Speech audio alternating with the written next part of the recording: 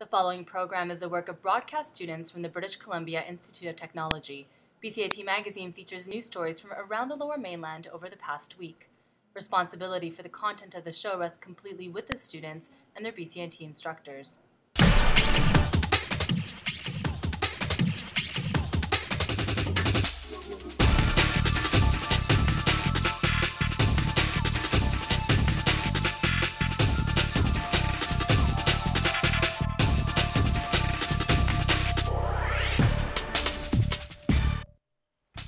Today on BCIT Magazine, a controversial school ranking is causing quite a stir.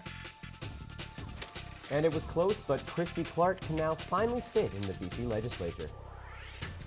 And Vancouver's safe injection site heads to the Supreme Court of Canada.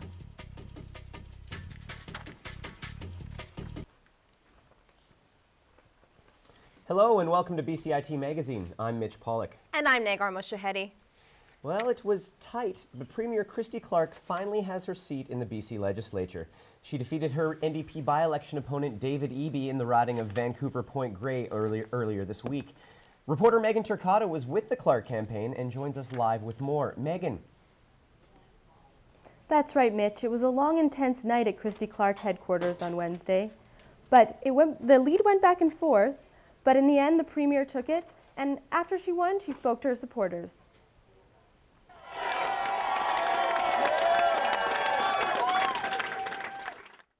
This was a close race, just like it always is in this riding. They wanted a government that was going to be open and honest and respectful in our dialogue with them, and we are going to deliver that to them. A win is a win, and the Premier now has a seat in the legislature. Back to you.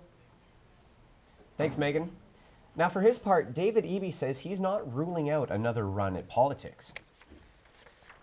He told reporters he's certainly looking into running in the next generation of Vancouver Point Grey.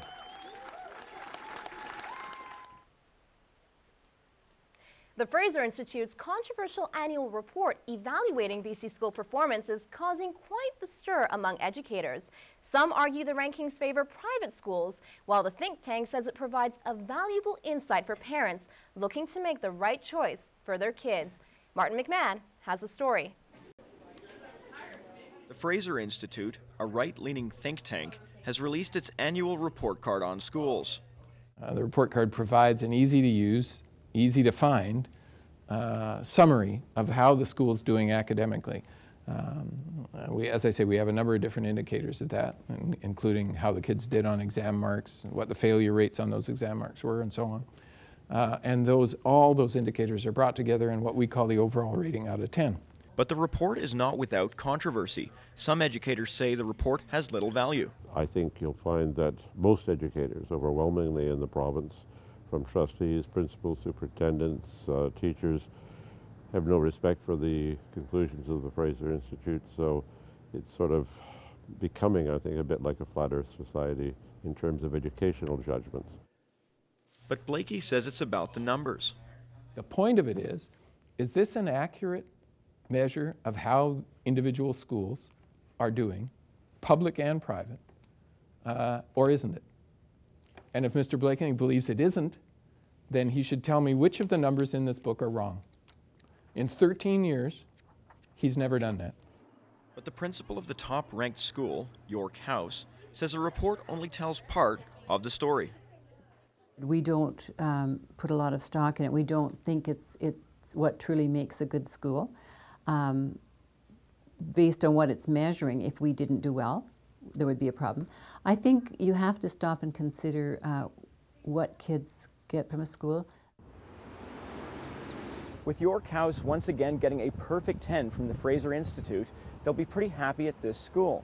But with Principal Gail Ruddy saying she doesn't put much stock in the report, it does raise an interesting question about its use and validity. Martin McMahon in Vancouver for BCIT Magazine.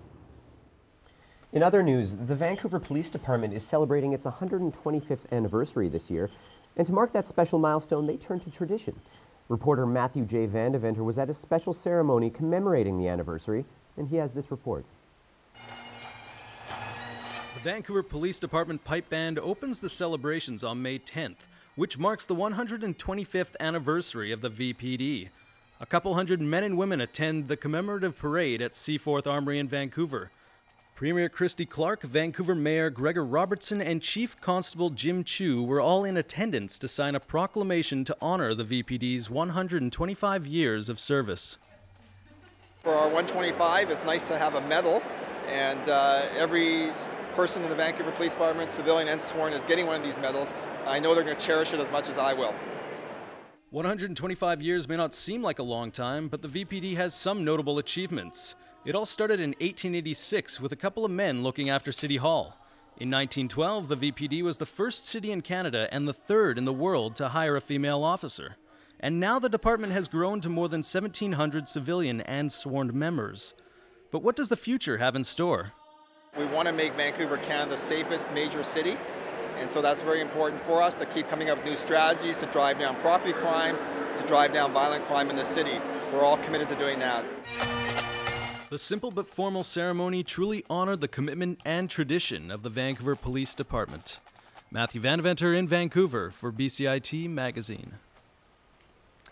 And the police department isn't the only thing turning 125 this year. With the city of Vancouver itself in the midst of its 125th birthday celebration, my co-anchor Mitch Pollock visited a very tantalizing unveiling at Urban Fair. Chocolate. Over 400 pounds of pure milk chocolate. A tasty work of art fit for a birthday, the 125th birthday of the city of Vancouver. Approached the city, and then we sat down and started brainstorming out some ideas, chocolate anniversaries. Both of us were undergoing our 125th, so we decided to partner on this collectible tin of chocolates. It's actually a picture taken in on Corral Street in Gastown about a week before the city burnt down, and it's a collectible item. Partial proceeds go to charity, the United Way, and it's a limited edition tin. Mayor Gregor Robertson was able to try his hand at chocolate sculpting, even getting a chance to carve out an extra notch in the North Shore Mountains. It ended up being a great match, and they're celebrating their 125th too, so we both have lots to celebrate and contribute together to bring the city out for some great celebrations. The mayor was even able to get a tiny taste of his work. That's the biggest hunk of chocolate that I've dealt with before. Are they going to break you off a chunk of that and take home, or what? I think I'll just get one of the collector tins, and that'll fill me. The chocolate sculpture will be on display at Urban Fair at the Shangri-La downtown until May 24th. Mitch Pollock in Vancouver for BCIT Magazine. It's now been 1 year since Vancouver Council changed city bylaws allowing urban chicken farming. Proponents say it's a great way to environmentally sustain a more holistic lifestyle. But as Michael Popove tells us, critics are crying foul, saying chickens are noisy, attract rodents, and smell. There was a lot of clucking this time last year over the backyard chicken debate in Vancouver. Promises of noise, smell, and rats invading neighborhoods across the city. But what exactly has happened? This is where Josh Hergensheimer plans to build a chicken coop. It'll be located in the backyard of his East Vancouver home. He wants to teach his twin 2-year-old girls about nature while living in the city. Chickens have some other intrinsic purpose other than just being a pet. You can get eggs from them. For kids, it's really entertaining to watch them peck around, just to teach children about the value of other forms of life. Especially in the city, people think that they've lost that connection to nature or where their food comes from generally. Duncan Martin is constructing the backyard coop for Hergensheimer. The work Martin does with urban farming dispels some of its negative stereotypes. The holistic approach to growing your own food is a huge part of why I keep chickens and why a lot of people keep chickens. When I hear about animal rights groups opposing backyard chickens, I would think that even from their point of view, it would be the lesser of two evils. Of course, we're using animals for our own benefit, but we're doing it in a way that we've done it for thousands of years. A hen will make about as much noise as a barking dog for about 10 seconds when she lays an egg, which is at most once a day. So we asked the neighbors about the noise, smell, and rodents. I haven't heard any noise myself, and that hasn't been a problem. And as far as infestation is concerned, we've never seen abundance of any rats or any other critters running around. I just see it as a way to kind of enlighten them about it, and also to kind of be spreading the word that chickens are a normal part of life. If people walk up and down the lane, they're going to see them. I'm not trying to hide them or anything. Michael Popove in Vancouver for BCIT Magazine. Coming up next on BCIT Magazine, a local beer festival is benefiting local businesses. And a fun and healthy way to heal injured and older dogs. Stay tuned.